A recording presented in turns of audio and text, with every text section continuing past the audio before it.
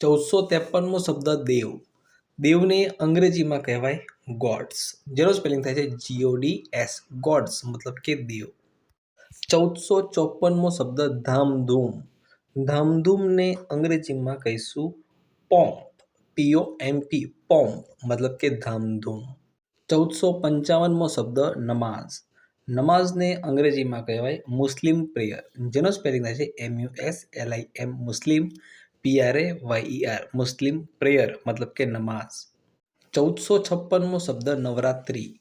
નવરાત્રિને અંગ્રેજીમાં કહીશું ફેસ્ટિવલ, 9 દિવસનો ફેસ્ટિવલ, FESTIVAL, એનો સ્પેલિંગ થાય છે ફેસ્ટિવલ, મતલબ થાય નવરાત્રિ.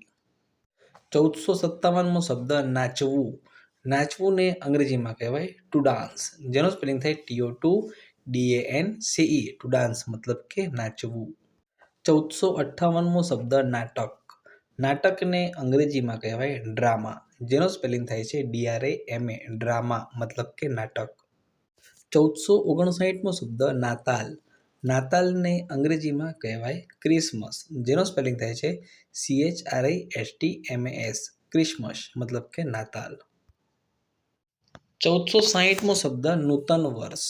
નૂતન વર્ષને અંગ્રેજીમાં કહીશું ન્યૂ યર, જેનો સ્પેલિંગ થાય NEWYEAR, ન્યૂ યર મતલબ કે નૂતન વર્ષ.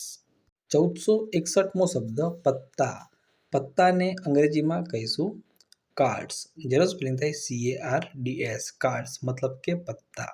162મો શબ્દ પૂજા. પૂજાને અંગ્રેજીમાં કહેવાય worship ritual, WORSHIP, worship, RITUAL, ritual, worship ritual મતલબ કે પૂજા. 1463મો શબ્દ પ્રવેશ ફી.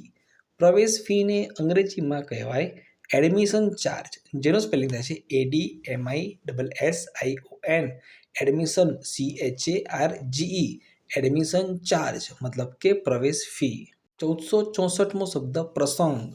પ્રસંગને અંગ્રેજીમાં કહીશું ઓકેશન, જેનો સ્પેલિંગ થાય OCCASION, ઓકેશન મતલબ કે પ્રસંગ. 1465મો શબ્દ પ્રાર્થના. પ્રાર્થનાને અંગ્રેજીમાં કહીશું પ્રેયર, જેનો સ્પેલિંગ થાય છે PRAYER, પ્રેયર મતલબ કે પ્રાર્થના. 1466મો શબ્દ ફટાકડા. ફટાકડાને અંગ્રેજીમાં શું કહેવાય? તો ફટાકડાને અંગ્રેજીમાં કહીશું ફાયરવર્ક્સ, જેનો સ્પેલિંગ થાય છે FIREWORKS, ફાયરવર્ક્સ મતલબ કે ફટાકડા. 1467મો શબ્દ ફુગ્ગો. ફુગ્ગોને અંગ્રેજીમાં કહીશું બલૂન, જેનો સ્પેલિંગ થાય છે BALLOON, બલૂન મતલબ કે ફુગ્ગો.